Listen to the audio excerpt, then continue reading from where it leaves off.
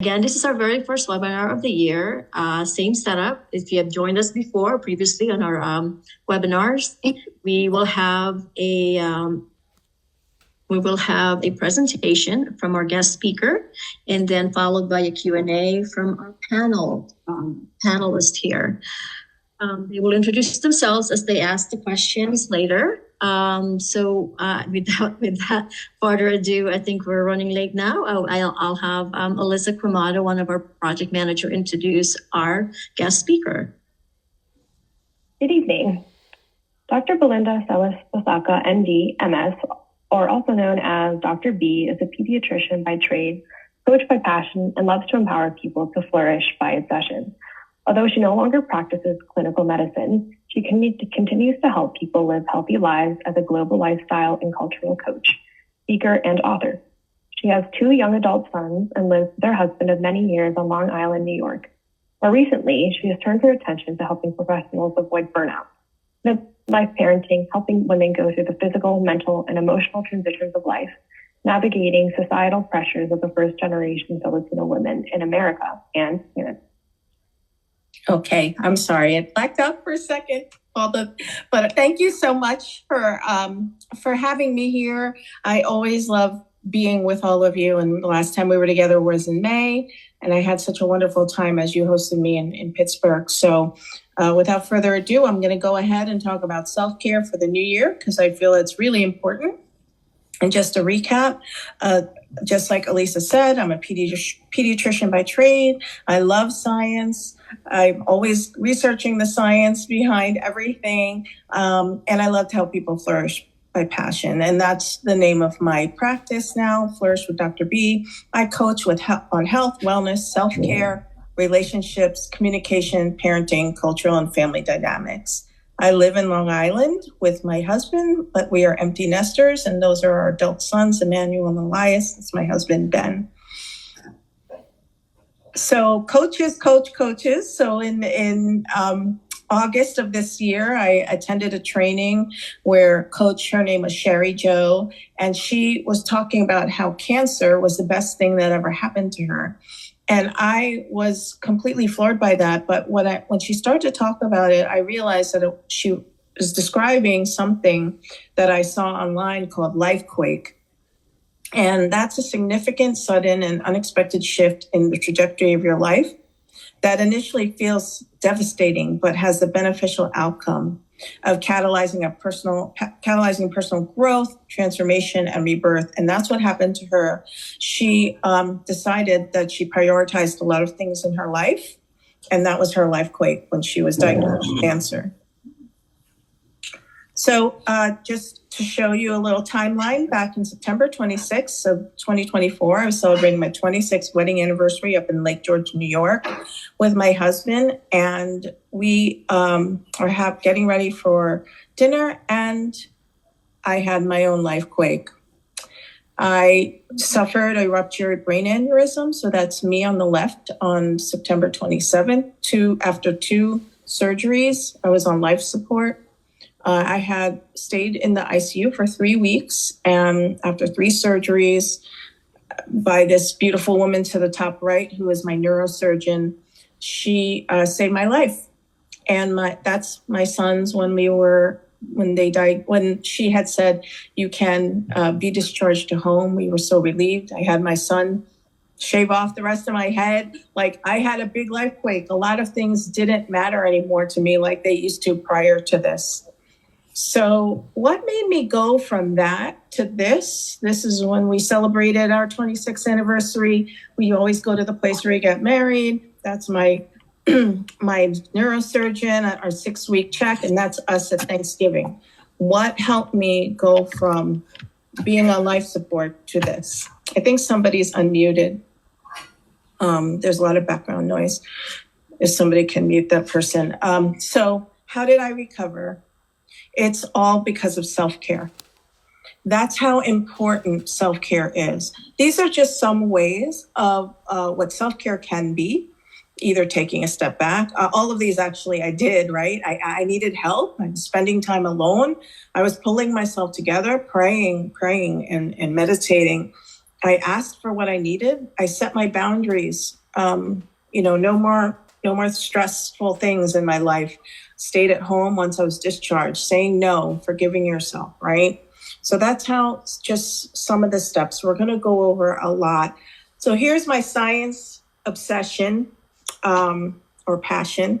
And stress brings about a hormone called cortisol. I'm sure you've heard of it. When you have high levels of stress in your body, you have high levels of cortisol in your body. And what starts is what's called a fight or flight reaction.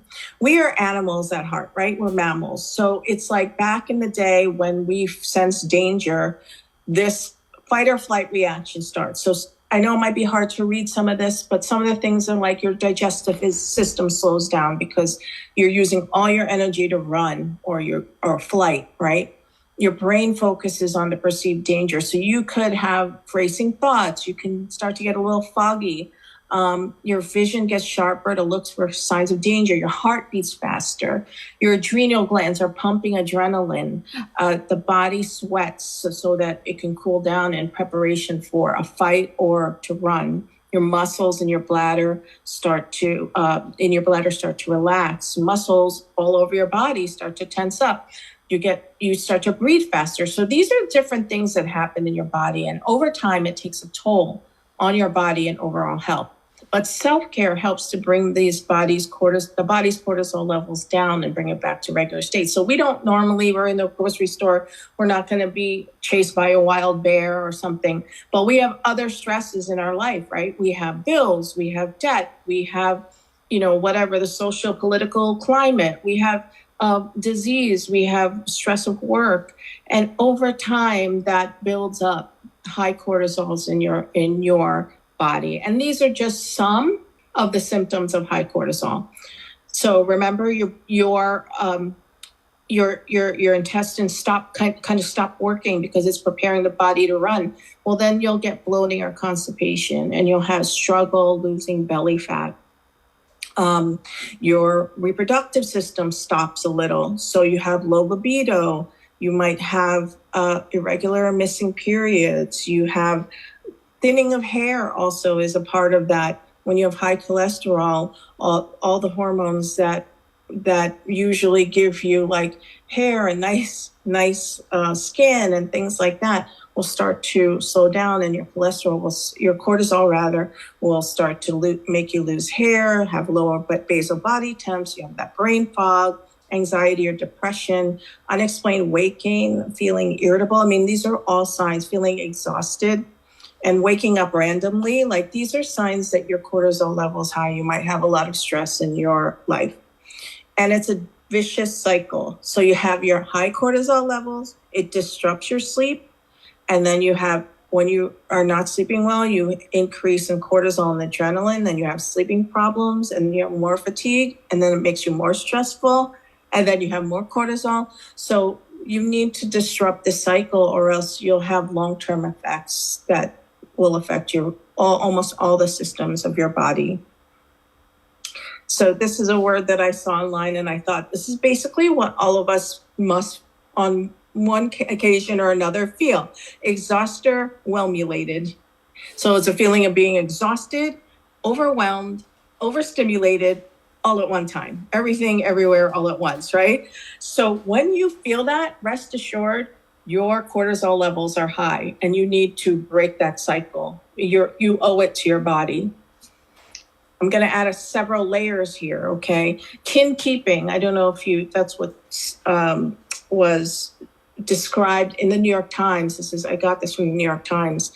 It's creating or carrying on family traditions, buying gifts for birthdays and holidays, coordinating medical care, and performing all sorts of emotional caregiving. It's a form of invisible labor, predominantly done by women dedicated to family bonding and magic making. Sounds beautiful, but I also I'm going to read this here below. Kin keeping plays a vital role in health and well-being of a family, and it remains primarily carried out by women. The contemporary extended family does not simply persist. Someone expends a great deal of time and energy to maintain it, It will likely be more difficult to be the kin keeper for the family while living abroad. Communication, misalignment of cultures, and this doctor is saying, give yourself some grace. So this is a lot of pressure on women that are trying to keep the family together, keep everybody happy. For those of you that watched the Barbie movie, remember America Ferrera's soliloquy? This is from that, a little excerpt. Never be rude, never show off, never be selfish, never fall down, never fail, never show fear, never get out of line. It's too hard, it's too contradictory, and it turns out, in fact, that not only are you doing everything wrong, but also everything is your fault. Like sometimes we feel that way, right? And that, guess what? All this makes your cortisol levels go up. Now let's add another layer for us Filipino women, Filipinas, right?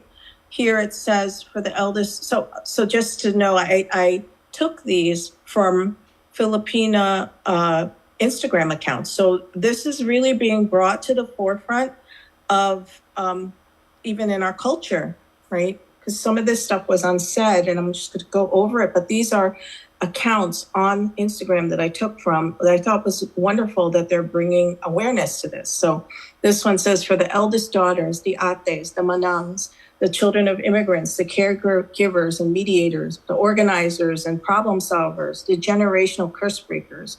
What does radical self-care look like for those who have always had to take care of others? This was something that was done on the West Coast. And Dear Floor is a Filipino-owned company. And I met her in New York City one time, and she had this wonderful ad. It says, Dear Ate, for carrying our family's dreams on your shoulders, this one's for you. To the Ate who didn't wait for permission, you became more than the obedient daughter by taking risks for the better of our family. To the Ate put herself first, you refused to shrink yourself to make others comfortable. I learned self-respect from you. To the Ate who takes note that you helped our immigrant family navigate the world and taught us how to speak up for ourselves. To the Ate who showed up when everyone told you to slow down. You moved faster. Your hustle became our inspiration. So this is inherent in our culture as Filipino women, or even the eldest in our family. This is another Filipino account. And these are just things that the eldest in the family would think, right? You ran so your siblings could walk. You're an overachiever. You hate being vulnerable because you're the strong one and you can't be burdened by adding to other people's worries. You feel like a parent to your siblings. I know for me, when my mom and dad, they were both doctors, I had to pick up my brother and sister from school. I had to help them with their homework and to practice their piano or their instrument, made them merienda, all while handling my own life too, right? You're a chronic people pleaser. You always were the ate or the kuya, never the anak. You aren't ever just a child. You have responsibilities. Meanwhile, your siblings don't ever carry as much of a load. Or you can never be tired of or upset. It's like they're like, get mad at you if you complain, right? So to the oldest siblings, this is what she wrote. I'm sorry you never hear this, but thank you for your every sacrifice, every time you took the blame, and for being a second parent. So you deserve to be taken care of and seen, just like how you always have looked out for your family. This is inherent in our culture. I'm not saying it's bad. I'm not saying it's good. It made me the person I am, so I don't bemoan it, but we do have to show that, especially when we're living in America, it's different there. And if you have children that are around that see their peers are being treated differently than they are, then there's even more stress that happens, right? So I'm talking from a child level all the way up to our level, right? And then this is another post that they did for the Filipinas who always chose family over self. Sometimes this is what we think. You're ungrateful. I'm too sensitive. I wasted my parents' sacrifice. I'm a burden. My mental health brings shame to my family. So this social worker said many people find themselves as the go-to person for solving problems. I'm sure all of you on this feel the same way because I've met you and you're all you are all very astute and caring people. So I'm sure so many people come to you to solve problems, and this carries an immense pressure. And when they feel they've let down their family, it can feel devastating. So this is a real thing. And this sums it up. Collective, we always think collective over the individual. Our reputation can bring honor or can bring shame to the entire family. We hide our struggles to avoid shame, and we avoid confrontation to keep the peace. And this is like that other thing that I showed you. Even though we say we're fine, we're okay, we trick our minds to thinking we're okay, but our bodies will never lie. There's a book called The Body Always Keeps the Score. And we can have a warm face or numbness, shallow breath, a heavy chest, our stomach feels heavy, and clenched fists. Like all these things get stored in our body. So it's really, really important. Even generations of survival taught our families to silence emotions so we could survive. But breaking the cycle starts with us. So it's okay to feel, it's okay to pause, and it's okay to rest. That is the whole thing of this presentation. And for those of you that read my book or know of my book, Mom, I Want to Be a Fighter, I actually write about this. And this is the mnemonic, SWEDS. So if there's anything you take from this lecture, it should be this. SWEDS. You should always be doing this every day to make sure you're taking care of yourself. And I'll tell you why that's important again. I'll reiterate why in a few more slides, but let's just go over SWEDS. Always make sure that you're keeping a bedtime schedule, a good, healthy one to give your body a rest, the rest that it needs. Your body recovers in so many ways, all your organ systems, especially your brain. So you at least need 7 to 9 hours of restful sleep every night. W stands for water, and it's about half your weight in ounces. So if you weigh about 150 pounds, then that's 75 ounces of water a day. Tea, the decaffeinated tea can be included in that. Anything that doesn't have too much sugar or caffeine can be included in your water requirement. E in SWEDS is exercise.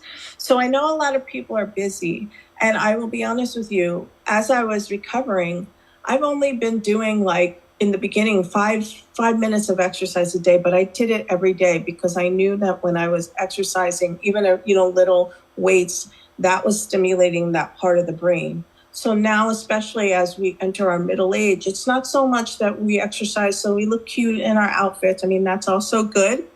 But every muscle that you contract and relax is stimulating a different part of your brain. And actually, exercise is so good to minimize dementia or to stave off dementia, not only just to keep your body moving and your muscles moving.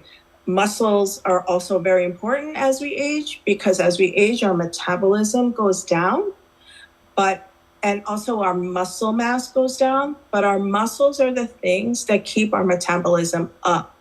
So once you get to the 45 and above range, start really weight training, because that will help your metabolism stay up, and it'll help your bones stay healthy. So it doesn't matter how much you exercise, just do it on a regular basis. So like even 15 minutes a day to walk or lift weights, and it doesn't have to be heavy weights, or do something fun like take a Zumba class for 30 minutes. Like you don't have to like be in the gym all the time. That's, hurting your body. Like do something that you enjoy so that you'll do it consistently. D in SWEDS is diet. So eating whole, clean foods, 5 servings of fresh fruits and vegetables a day are very good. Lean organic meats if you can. A good guideline is the meat shouldn't be only as big as the palm and the thickness of the palm of your hand for each meal. And self-care is what we're talking about. I will tell you that when I came out of the hospital, I asked the doctors, I didn't have to go to rehab, I didn't need PT or OT, but I asked them, can I have a list of approved exercises for my upper body and lower body, and they did. And as you know, I wasn't able to do a lot of cardio because I couldn't run or jump after my recovery. But what I did was the sweats. I did all of these: sleep, water. I did my 5 to 10 minutes of exercise. I didn't eat snacks, but when I did, it was fruits. And I still cheat. I'll be honest with you. But I gave myself a lot of self-care that I will show you in the next few slides. More than 15 minutes a day. And guess what? I lost weight. I lost about 15 pounds. And I really believe it was because of these things: sleep, water, exercise, diet, self-care. I was very vigilant about that because I also knew that these things were also important for my brain. So this was a post that I posted after my third surgery. And these are things that I always wanted to do even before this happened, before my life quake happened. I want to take care of myself and go back to my healthier ways. I want to become closer to my family, especially my husband and my sons. We haven't been spending a lot of time together. I want to make time to spend with friends and making new friends and connections. Take some time off to myself, prioritize things in life, and letting my yes mean yes and my no mean no, and not sweating the small superficial stuff. Well, it took this life quake to help me realize all these things. All these things happened actually while I was the seven things happened 3 weeks in the hospital. And it made me prioritize myself, right? So we must live in the now. There's a author and he practices. He wrote a book called The Power of Now, and Eckhart Tolle, and he always preaches, do your best in the now. And we have one life to live, so we need to really make it a good show, right? And not be apologetic about who we are, what we want, what we do. No second guessing, just all heart and courage. I know you ladies have that because I spent time with you. And this is what I learned in those weeks in the hospital, that brain care is all of those things: meditation, real food, laughter, exercise, even though it was limited for me, sunlight, nature, water, sleep, love, air. Those are things that I try to do now on a regular basis to take care of myself, but to take care of my brain. And it's good for anyone, right? So as I finish up, here's another, these are all wonderful people. If you want to follow them on Instagram, Dr. Nettie, she's a psychologist. This is an in-person event, but I wanted to show you the type of events that she has. She's like, laro, tawa at buhay, play, laugh, and life, rediscovering joy for healing workshop. Like, she just does a lot of things. So you can follow her on Instagram. Her posts are very poignant. And what I wanted to add is that the female friendship effect is an extraordinary cortisol calming phenomenon that happens when you spend time with girlfriends, like what you all do. It releases oxytocin, which helps to bring down, it's like the hugging hormone. It boosts immunity, helps regulate hormones, longevity, protects against dementia. When you have a surge in oxytocin, you lower your cortisol. So being with female friends and just having fun, laughing, exercising with friends and laughing, that is supersizing your, bringing down your cortisol. Like it's an extra good effect. So these are my last few slides, and I want you to remember this. This is the paradigm shift of tonight. Self-care is taking care of yourself, right? So you could take better care of others. I have this lighting candle imagery because what happens if her candle isn't brightly lit? Can she light all those candles? No. Her light has to be brightly lit. And when it's brightly lit, look, this one, she almost snuffs out because she wasn't brightly lit. When she's brightly lit, she can light all the candles. But when you're not, you can't light anybody's, and your light will snuff out as well. That's self-care. Self-care is lighting your own candle, and it's not selfish because without it, you can't light anybody else's candle, which is also, when you ride on the plane, what do they say? when they do this emergency preparedness spiel, they say, put the oxygen mask on yourself first before you help others. That's what self-care is. You need to do it for yourself so you can help others, and it's not selfish. So you wouldn't do this to your phone, right? You wouldn't let your phone run out of charge like this because it wouldn't work. So don't let that happen to you either. Self-care is a priority, not a luxury. And now I saw this as well, and I always ask this of myself. Instead of asking yourself, have I worked hard enough to deserve rest? Instead, you say, have I rested enough to do my most loving, meaningful work? Instead of asking, have I worked hard enough to deserve rest? Start asking, have I rested enough to do my most loving, meaningful work? Whether it's personal or professional, you need to fill your own cup. So no matter how busy you are, take a half hour each day. You can take a half hour, even if it means staying away from your social media feed or not watching 30 minutes of TV or something. Go for a walk, plan healthy meals, just relax and recharge. Remember, it's not being selfish. You need time to focus on your own well-being because after all, if you're not healthy, how can you take care of anyone else?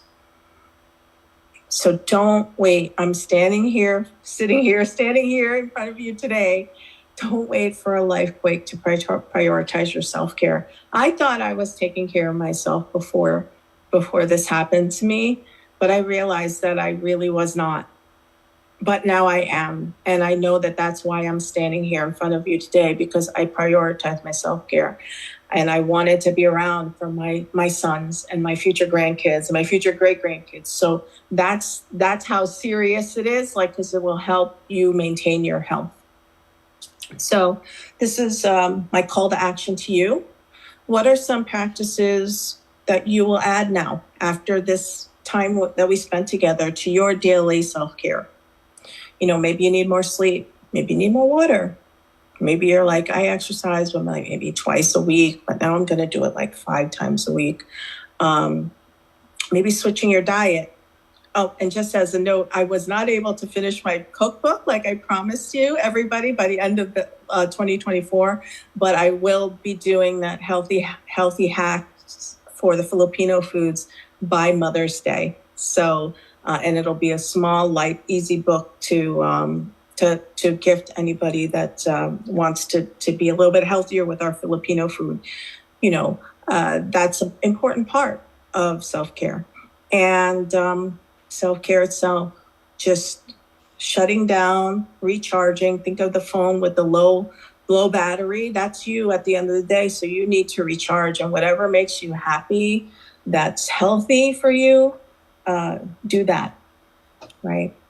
So, okay, so I can take any questions now. This is all my information. If you ever need to talk to me, I always offer people that come to any of my presentations complimentary half-hour consultation. Just if you have issues and you want to talk to somebody about it, in terms of your lifestyle or maybe intergenerational cultural thing, or just you're having trouble figuring out what good self-care is for you, I'm here for you. I offer that. And your group is really special to my heart because you embody everything that I'm working for in terms of helping Filipino women. So Lani and I always have these nice talks about where we, a lot of synergies that we have. So I'm always here if you need to talk. So yes, so if there are questions, I can answer them. That would be, thank you so much. Wow, I was resonating with a lot of information on your first few slides. I'm not the oldest, but the only girl in the family, so I focus on my brothers. And of course, being a leader in the community, it's hard to not be overwhelmed and be overburdened with a lot of the things that needs to be done. and be and experience burned out. So really resonating with a lot of them. And I love that sweat. I will always remember that. Oh, good. Good. Thank you so much. Very insightful and very really great content here tonight. So from what I said earlier, we have a Q&A portion of our webinar. So we have a few folks here in the panel, and we can take turn asking questions. I know everyone has really good questions. So let's see who wants to go first. Or maybe I'm gonna stop share screen so I could see everybody. Okay. Can you still see my screen? Right. Okay.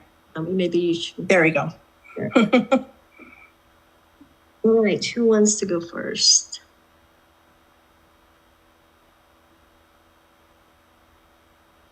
Nobody wants to go first? Oh, sorry. I wanted to go first, but my daughter wants me to take her to the potty. But I do have a question for you. I'll be back. Okay.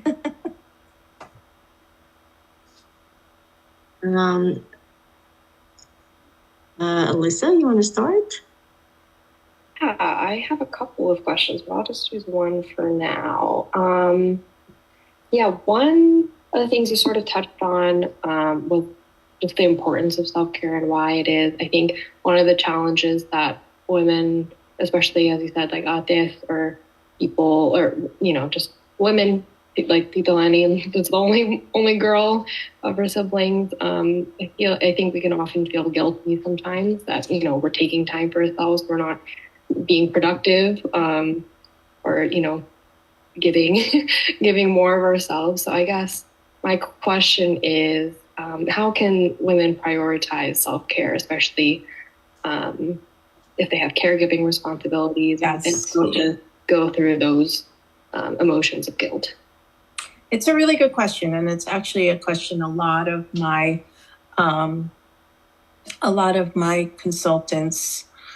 clients will ask me, and you really need to figure out how to carve it into your day. So for me, I do it first thing in the morning, and it's scalable. Okay, so if I have a lot of time, like on a Sunday morning, I'll 2 hours block out, and it's all self-care.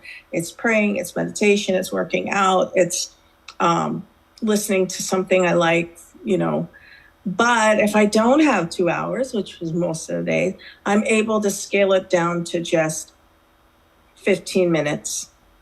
Okay. So if you can wake up 15 minutes before more earlier than you usually do, and do something, even if it's sitting in a sea salt bath, or maybe walking on the treadmill for 10 minutes, or maybe just journaling, gratitude journaling. Those are all good forms of self-care, and you've already filled your own cup. You already lit your own candle for the day. So then anything that comes your way, there's something called a power hour too. Again, some people may not have that amount of time, but it's the power hour. It's 20 minutes of like meditation or prayer, 20 minutes of journaling, and 20 minutes of exercise. That's a good guideline. And if you need to scale it back, then you do 5, 5, and 5. 5 minutes of prayer, 5 minutes of journaling, 5 minutes of a workout. If you did that every day, that's a good basis, because then you'll crave more, and you'll start, I want to wake up at 30 minutes before instead of 15 minutes before I usually wake up. Your body will crave it, and you'll notice that when you don't do self-care, you'll be less efficient.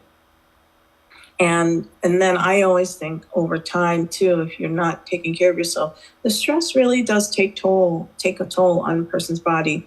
Do you know that the Monday is the day where most heart attacks happen in the United States?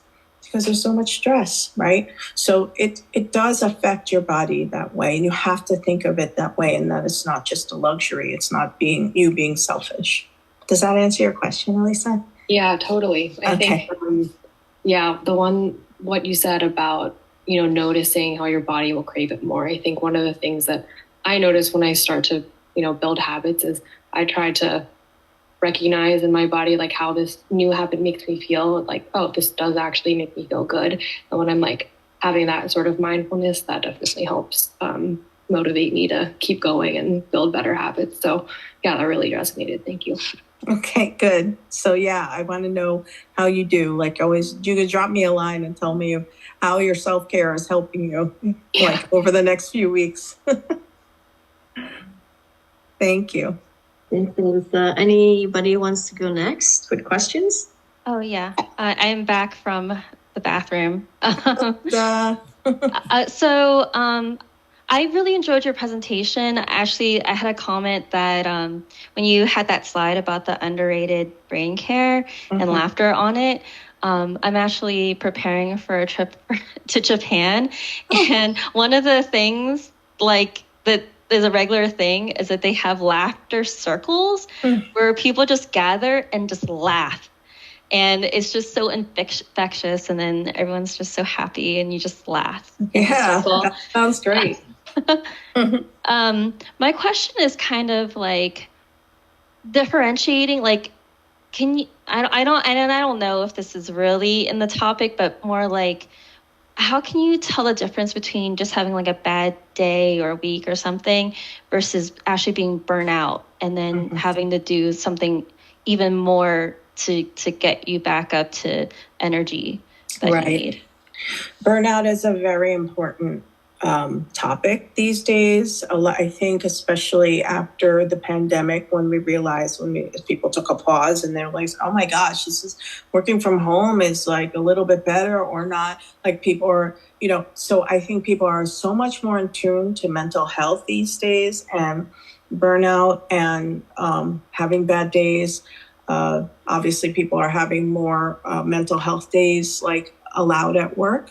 So it's a big issue because even across different professionals, it really affects your productivity, and companies more and more are being more sympathetic to that and actually bringing people like me into their workplace to talk about burnout. A bad day is a bad day. Everybody will have it. One good thing to tell yourself when you're having a bad day is to say, I'm having a bad day, but that doesn't mean I'm a bad person. A lot of people equate bad days to being a bad person. Now, a string of bad days over and over again that makes you feel despondent and you don't even want to go to work, or you're angry about every little thing, you're starting to get burnt out. Hello. So, for example, when I was a pediatrician on call in my own practice, when my beeper would go off, I would get angry. And I'd be like, what is this now? I'm eating dinner and blah, blah, blah. I was burnt out, right? That wasn't just a bad day. That was burnt out. Like I didn't want to be in clinical medicine anymore. When you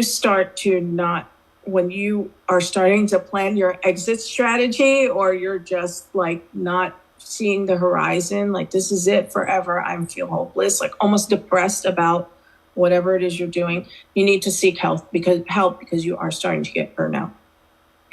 One day you're okay, you're not good. The next day you go back, your mind is clear. That's not burnout, although a series of those will lead to burnout. Does that make sense?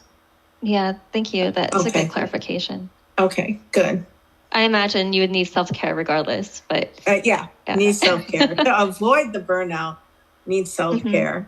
And you need to connect with other people too. We're finding that burnout happens when you don't feel like you're connected to a community, which is why Elevate Her is so important, because it helps you feel like you're part of community. And we're finding that people that are, behind screens and not communicating with people, and we're people, we need to be with people. So we're finding that when you're not seeing an effect of like your effect on society or your effect on another person, positive effect, we start to burn out more, so, or if you're just not connecting to that, lending to a contribution, we start to burn out more. Excuse me. So good question. Thank you, Belinda. I have a question too.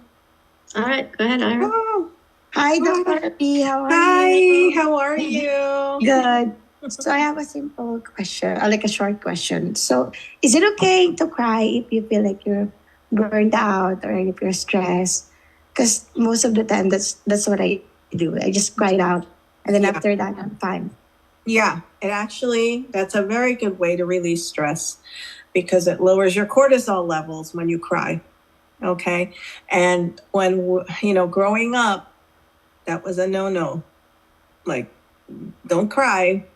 My mom would always say, don't cry, I'll give you a reason to cry, or don't cry, you have to be strong, or don't cry, you're the ate, or don't cry, how many times I want to cry, I don't cry because you have to be strong for everybody. It's okay to cry. It releases a lot of the stress and your cortisol level will go down. So it's okay to cry. If you're crying a lot, seek help because not help like, you may need some support, whether it's talking to somebody, or going to therapy or being in a support group, but it's okay to cry from time to time. That's totally okay. We're human beings. Yeah. That's Thank you. Nice to see you. Nice to see you too, Dr. B. Thank you, Ira. Anyone else? What about Natalie? Natalie, do you have any question? Yeah, I have one. What would you say the common enemies are of self-care, or what are the biggest self-care challenges you would say? Great question. Procrastination is a huge one. I want to say discipline, but sometimes we can be disciplined in some things and not in others. I would say the best thing to do is just do it right in the morning. Because some people are like, well, I want to have my day and then I want to reward myself later with a bubble bath or something. But what if that time doesn't come, right? So reward yourself in the morning by doing some form of self-care. And then if you have time again in the evening, do it again in the evening. 15 minutes here, 15 minutes there. It does. And another thing is over planning, right? I got to figure out what I want to, what workout I want to do. And my sneakers, do whatever you need to do. That's not going to make you derail your self-care plans, even if you have to write it down. My best friend from college, she puts her sneakers on her treadmill. Because that way when she goes to the treadmill, the sneakers are there, in the morning. That's what she said. Or she'll go to sleep with her workout clothes on. So then the sneakers and the workout clothes are already there. So planning it and being intentional about it will give you more success. Yeah. I really like that, Dr. V. Thank you for those examples. I was just thinking of my mom, who is 80, or okay, please don't. She's not going to see this video, but so I think if I brought up something to her about self-care, she would probably be like, oh, what is that? Why are you bringing that up to me? How do I bring up self-care to her? That's something that she should do and something that she would believe in as something that would actually help her. So, yeah, that's a big, a difficult one to deal with the generation above us because they feel that self-care is not being strong. Right? They don't view it as they think it's like maarte or, oh my gosh, that all you young people, that's all you think about yourself, like that kind of thing. But if you can translate it to something she likes to do, like say, I don't know, play mahjong, right? She likes to play mahjong. So you can say first of all, saying you should to anybody is a turnoff because then the people think that you're giving them unsolicited advice. Anytime you give people unsolicited advice, they're not going to listen. So you can bring up the fact that you were on this presentation and that you found out that lowering cortisol levels are very good. And, you could be a little scientific with her and just saying, what things make you happy, Mom? Like, let's find out because I feel that sometimes you might be stressed out, or that they also don't like that. But I want to find ways that will help you enjoy a little more, because I know that you were talking about maybe you had some heart issues or you had some migraines or something, and this might help decrease that without using the term self-care, because self-care will be like, I don't need that, right? So you can be a little sneaky about it. Maybe just have her come up with ways that what she likes to do. And she doesn't even realize she's doing self-care, Shopping is kind of iffy, because shopping could be like expensive. But if they like going and they're going with their friends, I mean, my mom is 87, she's gonna be 88. I let her do whatever. Like, she goes shopping, she plays mahjong, she goes on these trips with the senior center. I'm like, that's good self-care. Like, no holds barred. You have the money, go do it. It really depends upon what your mom likes and how you think she's going to be able to be enrolled in that without using the term think. Does that make sense? Does that like resonate, you think? Yeah. Okay. Yeah. Cool. Thank you. You're welcome. Dr. Rabi, that's actually sometimes one of my coping mechanism is shopping. Yeah, that's a good I'm doing some shop because I'm stressed. And it makes me happy after that. Yeah. Yeah, even if it's like window shopping, or, you're just walking and looking at things and planning for future events or that's a good stress release. Retail therapy, they call it, right?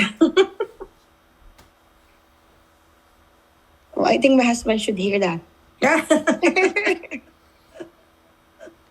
I have a question. Okay. Thank you, Dr. B. Hi. You're very inspirational in your talk. I understand everything that you have said. I'm a lot old. I'm older than most of the audience here, and I've experienced a lot of stress throughout my life, and even currently. And we all have different levels of stress. And I have done a lot of self-care recently, so that's quite important. But I think also, I'm just making a comment that I sometimes feel the burden of being responsible for everyone, and at the same time, I get very frustrated. So how do you remove that guilt? Yeah. The burden of just the stress and trying to calm other family members or friends? How do you remove that guilt? Yeah. So I'll be honest with you, it's hard to remove the guilt because it's our wiring, how we were brought up, right? So one thing that I do coach some of my clients is that with the family members that you can have this conversation with, not all family members you can have this conversation with the ones that you can be honest with them and say, I need your help. I need your help. But so let me give you an example. My sons love it when I cook. But when I came back from my hospitalization, I told them, I said, listen, I can cook, but I can't cook as much as I used to because I just can't stay on my feet the whole time. So what can we do together that will allow me to still do something for you, but not as much stress on me or burden on me or having me stand up for a long period of time? I still want to do this for you, but let's think of ways that we can do both. I can still cook for you, but you can have to help me. So we came up with, they will, if I want to cook something, they'll prep it and they'll clean up, but I'll just cook it. So they'll cut the chicken or cut the vegetables or make the saeng or whatever. And then I cook it and then all right, you're all going to clean up now because I got to lie down. So even though it's during my recovery, I'm going to still use it as I get better. I'm still using them because it puts a lot of less stress on me, and I really feel that has helped me stay healthy. I hope that helps.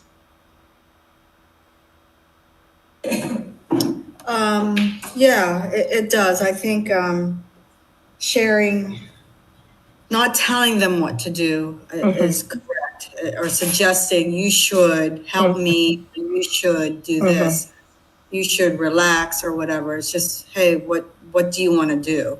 Right. And it does leave an open space for them and me. Yeah. It does. So like sometimes, like, my son will be like, oh, I want my older son especially, I want chicken katsu tonight or chicken tempura. And that takes a long time. I'm like, tonight's not a chicken tempura night unless you want to do it, and I'll show you what to do. And then he'll say, okay, forget it, we'll have something else.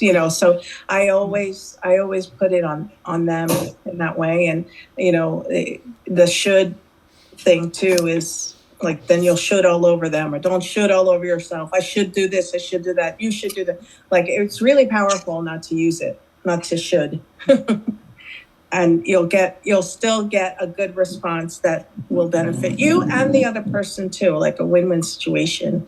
So opening that up, and I understand you can't say that to a lot of your, like, I would never be able to say that to my mom, right? She'd be like, what, are you crazy? Like, what? But there's some relatives that I can say that to. With my mom, it's a different story, right?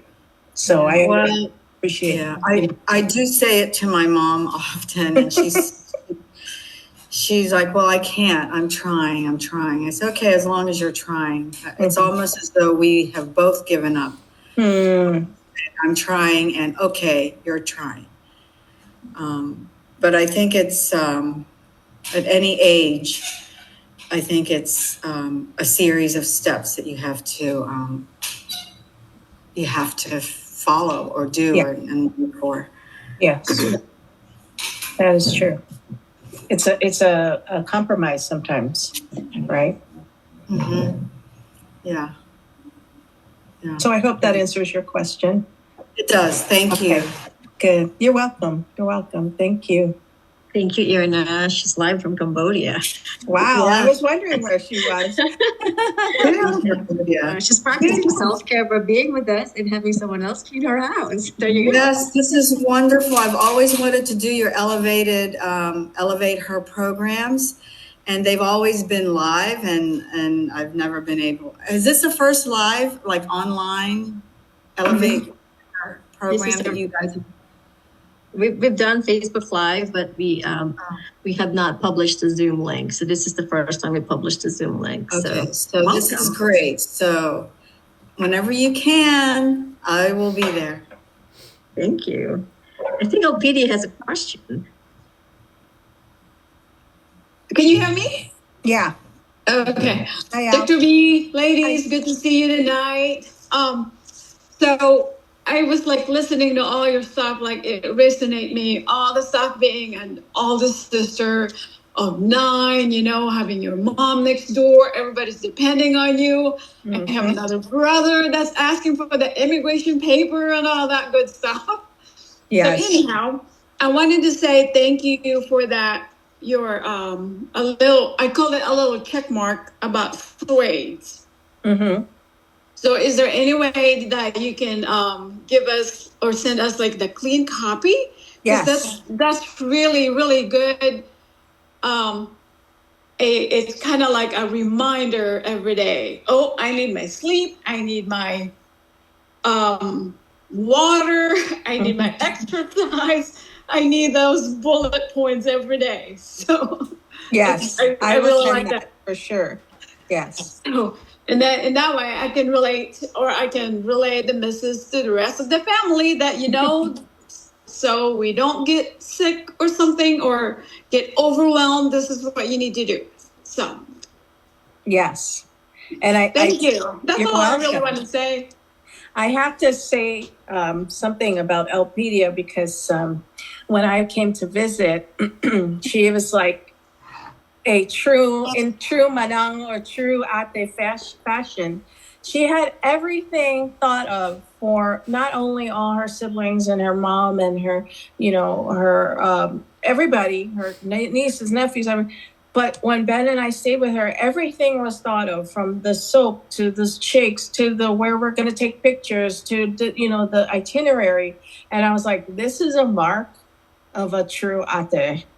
Like, this is somebody that had to take care of a lot of people. And it doesn't have to be the firstborn daughter, like what Lonnie was saying. Like my best friend, my comadre, she's the only daughter in her family, and she took care of the whole family. Mm-hmm. So it's really a thing. And I think it's even more so as a Filipino, not just as a woman, but as a Filipina. So yeah, when I came to visit you, I knew. I was like, this is... Thank you, Manang. Thank you. So, but yes. But yeah. Yeah, Elpida is amazing. She has so many siblings, so she's well trained. Yeah. Takes good care of us as well. Any other questions? Who else didn't speak yet? Sarah, you have questions? Or maybe I do have a question. So you mentioned, I think, during your presentation that watching TV is really not self-care. And I kind of tend to agree, because it kind of drained my mind. Mm-hmm. Can you speak more about that?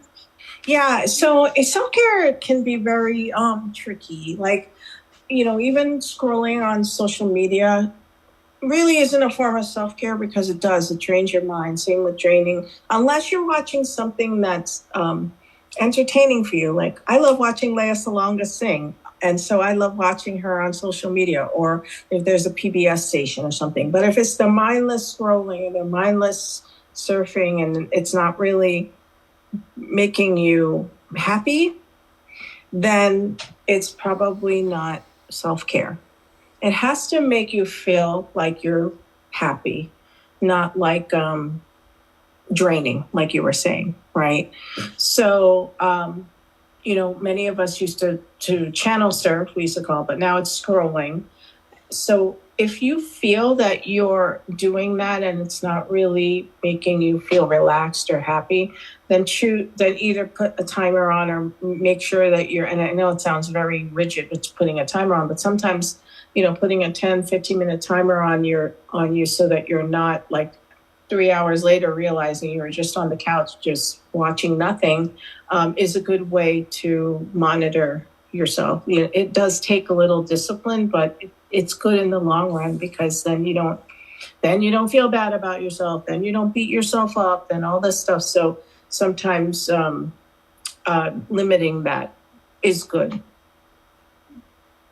Yeah, that's the same with social media, right? Sometimes you either feel, envious, or you feel like you're feeling sad and bad about other people when you're scrolling. Yeah. So it is not, and I would consider it a form of self-care. Yeah. That's what I feel. And I think it's also taking things away from you, like sleep sometimes. Yeah. Binging and not sleeping, or exercise, or moving around. So, or even maybe eating healthy, because you're not, you're occupied with watching TV, and you tend to not cook or do something that it would be healthy. Right. And the thing we have to remember with social media, like, for the most part, that's everybody's highlight reel. Very rare that somebody's going to put something that's very devastating for them on the regular on social media. Some people do, and that's fine. But for the most part, you only see the good stuff.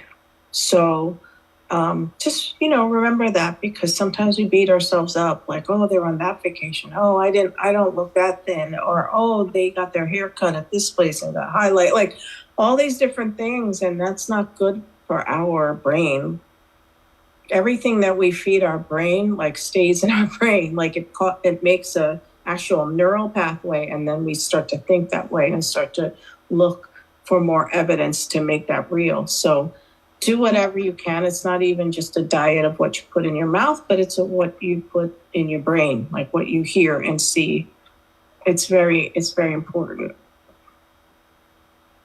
Yeah, yeah, very true. Any other questions from our panel who are here tonight?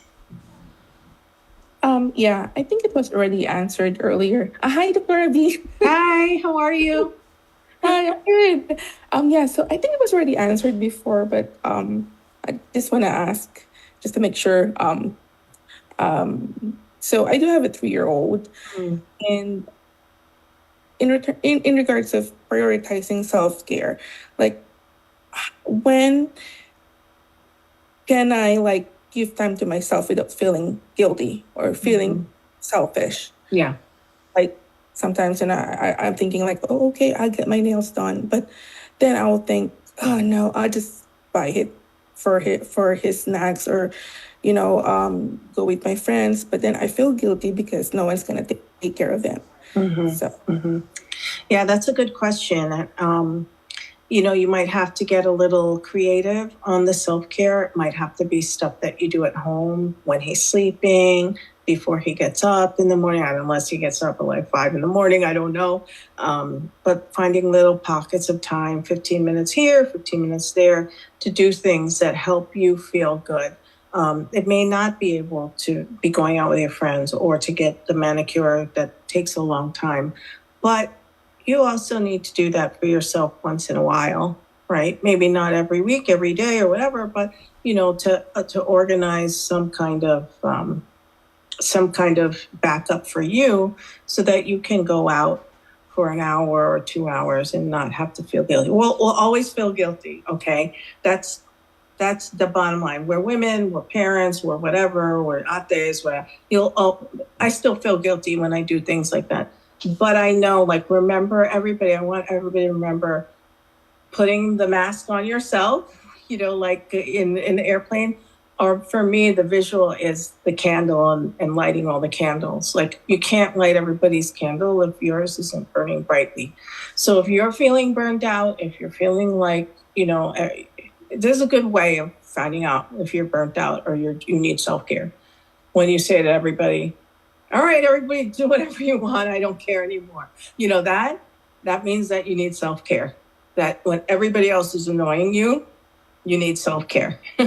That's a good gauge before you get too burnt out. So you need to do that so that you can be the best mother that you can be. And that's not just, some